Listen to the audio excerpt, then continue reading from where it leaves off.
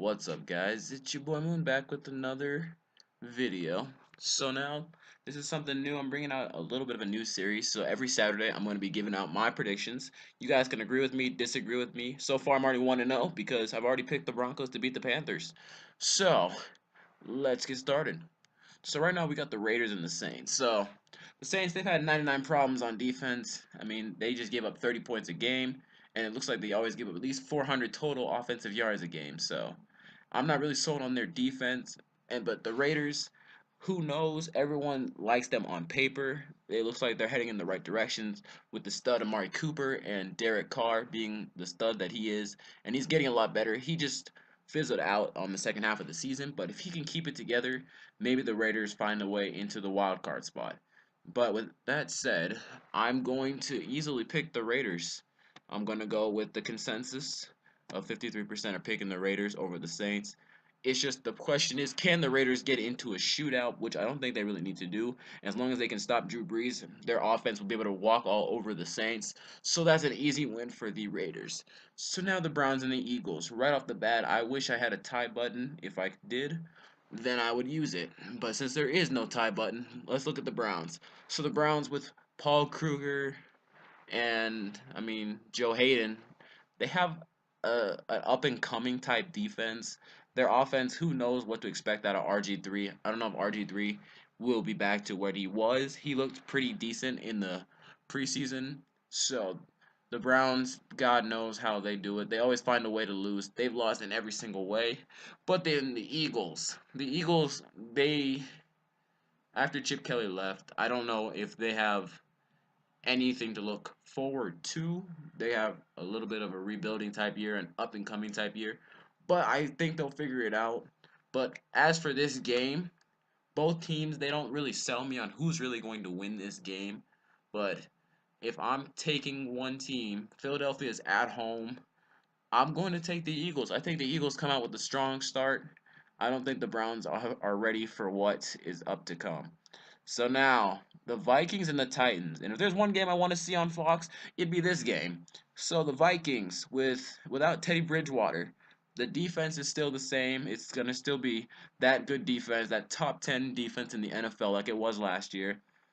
And their offense without Teddy Bridgewater, I think it's still going to be just fine as long as their quarterback doesn't screw it up, but that's easier said than done. Hopefully Sean Hill, a guy that I don't even know was still in the league. He's probably been in the league for maybe even 20 years because he's been in the league for that long. But now, I think the Vikings can figure out a way to go into Tennessee and win that game, but Tennessee has some good people on paper. Marcus Mariota, DeMarco Murray, and then their receiving core is getting better. Their defense is the huge question mark illuminating the Titans. Can the Titans hold people to three and outs? Can they stop teams from getting points on them? Their defense was the main reason, and also Mariota and his turnovers, but he's still getting better. He's still learning, but with that said, I'm going to pick. This is going to be my bold prediction. I'm going to pick the Titans. I think they sneak one out. I think they shock everyone and they win this game. So now the Chargers and the Chiefs. Well, the Chargers, I don't know what to expect out of their defense. They already had Joey Bosa held out for basically the whole preseason, the whole training camp. So they're still trying to get him up to speed. Phillip Rivers is still going to be Phillip Rivers. But with that said, you just can't pick against the Chiefs right now. The Chargers, God knows what to expect out of them. We'll be able to see in the coming weeks. But now the Bengals and the Jets. The Bengals, they're getting Andy Dalton back. They still have AJ Green, Jeremy Hill. They still gonna have Giovanni Bernard. They're still gonna have that defense with Maluga, Reggie Nelson, and even more people. Vontez Burfict, but I think he's suspended. I don't know if they waived off his suspension. So now, with that being said, I think the Jets pull this game out. I think they have a lot more to prove. And it seems like in this day and age, the Bengals are finding every way to lose a playoff game. Left, right, and center, headshots, losing upsets. God, please, please do not let the Bengals in the playoffs. Whatever you do, please. Just don't let them in the playoffs. It's just a free win now. So now, the Buccaneers and the Falcons are already looking to see with Matty Ice, Julio Jones, and that defense behind Dan Quinn. This team has the potential to be something special. They were at the top of the NFC South, 6 games in, and then they lost 2 of their last 10 to be 8-8. So the Falcons have a lot of work to do when it comes to down the stretch of the season. So if they want to be a good team, they got to do well on both sides of the season, before the bye and after. So they have a lot of work to do. But for the Buccaneers, with Crab Legs Winston, Mike Evans, Doug Martin, Vincent Jackson, this team is destined to go up a little bit more. Maybe a 7-9, 6-10 season, but they have a lot of improvement to do because they keep firing coaches at least after 2 years or more.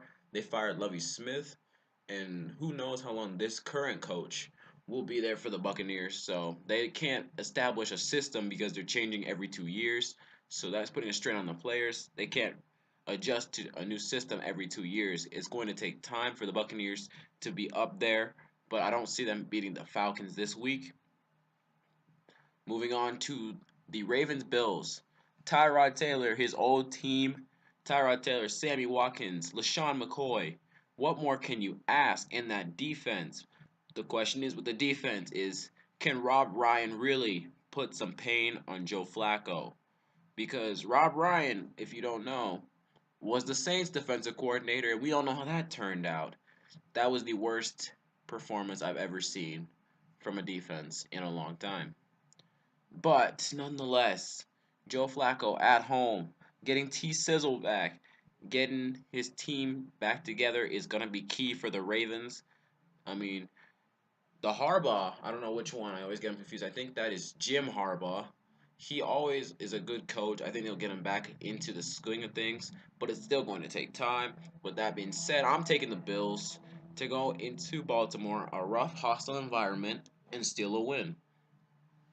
So now with the Bears and Texans, I mean, do I really have to say anything?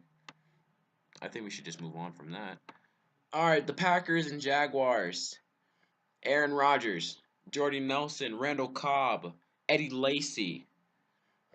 There's even more. Clay Matthews, Sam Shields. This team is a stacked team from top to bottom.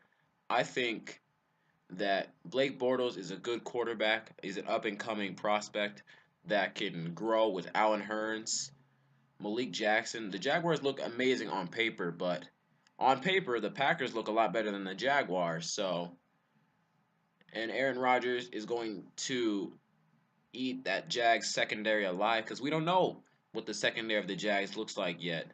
The Jaguars, they're going to have to establish the run game with Chris Ivory, who they added. With TJ Yeldon, they're going to have to run the football. They're going to have to be able to be balanced on offense, and they're going to be able to have to hold stops against Aaron Rodgers to win this game. But with Aaron Rodgers and the weapons that he has, and then them adding Jared Cook, I don't see them being able to control all those guys. How are you going to be able to do that? How are you going to be able to put pressure on Aaron Rodgers? Because Aaron Rodgers can move too, and Aaron Rodgers can make plays with his feet, which is the worst thing. Also, he can also sit in the pocket and destroy you. He's always poised in the pocket. So with that being said, I don't think the Jags figure out a way to beat Aaron Rodgers, let alone put up enough points as Aaron Rodgers and the Packers, and then stop the run attack. It's a two-headed monster. It's a double-edged sword for them. Actually, you can even think it's a triple-edged sword with the defense too. But I don't see them being able to get at least 14 points. It could be Jags maybe get 14 points, but I could see Aaron Rodgers going 45 points on them. And that's harsh to say because it's the first game of the season, but it's just on paper. Can the Jaguars stop the Packers' offensive attack? And then can they put points against their defense? So that's a good question to ask yourself. Blake Bortles is a good fantasy quarterback, but only time will tell with him and Allen Hurns and the other people that he has around him. But for the time being, it's the Packers taking this game.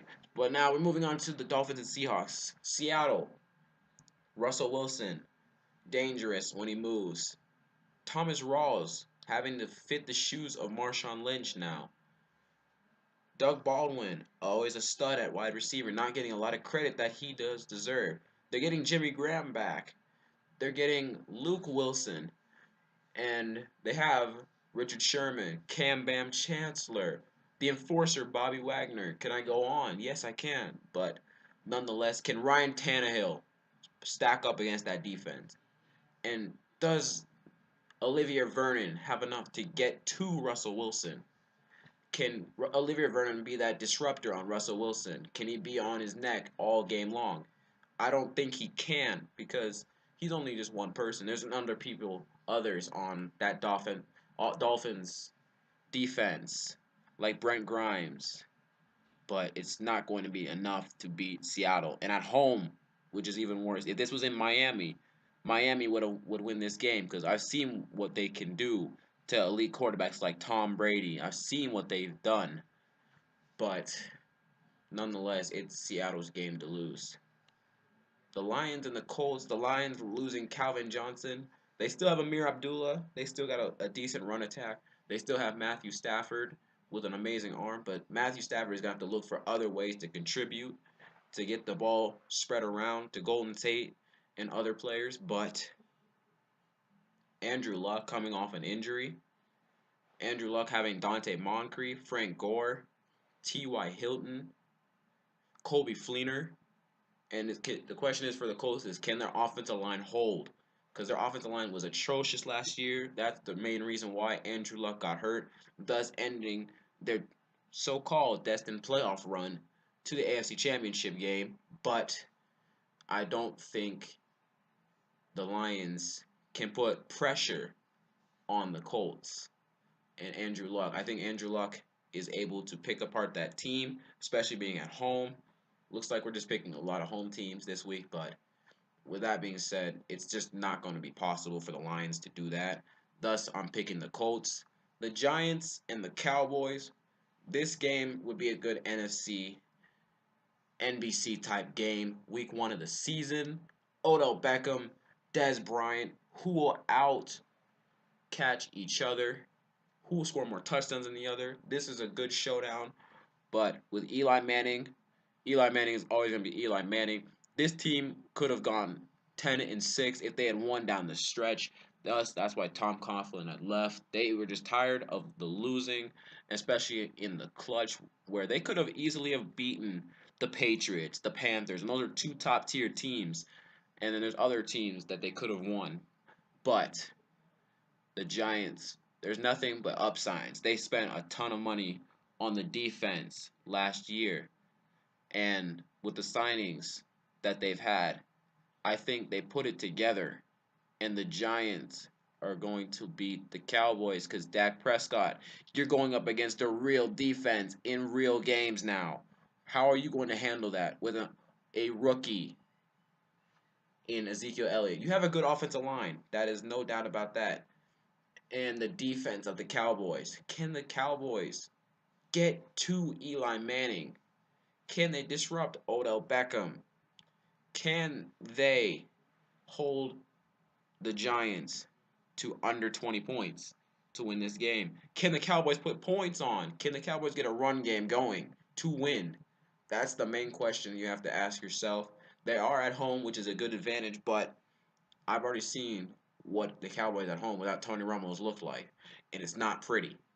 So, nonetheless, I think the Giants win this game and win convincingly. No doubt that Dez Bryant is one of the best receivers in the league, along with Odell Beckham. But Dez is only one. Him and Jason Witten, and a lot more targets that they have. But I think the tandem of Odell Beckham and Victor Cruz will always outmatch what the Cowboys have for them right now. Jason Witten, amazing Hall of Fame tight end, no doubt. But when you're getting up there in age, I don't think he can be as forceful as he has in recent years. But with Tony Romo, he looks 25 again in his prime. And with that being said, I'd have to pick the Giants. Now, the Patriots and Cardinals, there's no Brady, there's no Gronkowski, there's no more Chandler Jones. Can Malcolm Butler be that leader on the defensive side, which they need? And the Patriots, they're going to need a lot of defensive players to step up. And then the running back, can the Patriots running back core, can he help out Jimmy Garoppolo? Can they take off the weight off his shoulders? Can Amendola and Edelman be that two-headed monster X factor that Garoppolo really does need to take a lot of pressure off of him, because he has to be able to do that. But I think he's been well coached by Bill Belichick. If he had Gronkowski, maybe I would have swayed a little bit more towards the Patriots. But if Tom Brady were playing in this game, no doubt you got to go with Tom Brady, because he would eat these Cardinals defense a lot. And not even because of Patrick Peterson and the Honey Badger and a lot of good players that they have on that defensive side, but I think when you have Tom Brady on your team, you're always going to have a chance to win. But nonetheless, you have to pick the Cardinals for this. The Steelers and the Redskins. I already know there are already some comments being like, "Why are you picking the Redskins over the Steelers? Are you dumb? Have you gone mad?" You know what I'm saying? But 1 second, real quick. The Redskins, I think they're going to do something special this game with Ben, Antonio Brown, Ladarius Green, Le'Veon Bell, Ryan Shazier. Why am I picking against the Steelers? And it's not because of just Josh Norman. I think Kirk Cousins will step up and show everyone that this was not just a one season fluke. He's going to spread the ball around, get it to Deshaun Jackson, his other targets. I think him and Pierre Garcon, I think they're going to be just fine. I think they're going to win this game solely based on defensive stops and keeping this a 21-17 type game for the Redskins to win. And then the last game, the Rams against the 49ers. I don't think the 49ers are going to be able to keep up with Goff and Todd Gurley and just the rushing attack. The defense is getting a lot better under Derek Fisher. I think Aaron Donald and James Laurinaitis, I think they're just getting a lot better for the Rams. So these are my predictions. Hopefully I at least go 8-8, 9-7, even 10-6. I think these are some legit predictions. A couple wild card upsets that I pulled out of my pocket, but that's how the NFL goes. Anyone can beat anyone on any given Sunday, any given Thursday, even any given Saturday. So hopefully you guys are having a safe weekend. Hopefully you guys are watching a lot of college football. Hopefully your teams are winning. Hopefully your NFL teams are going to be winning this Sunday. Unless you're a Raiders fan. I don't know why. I just don't like the Raiders because I'm a Broncos fan. But I have them picking this weekend over the Saints because that's just a no-brainer. But nonetheless, hope you guys enjoyed this video. It's your boy Moon signing out, and I'm out. Peace.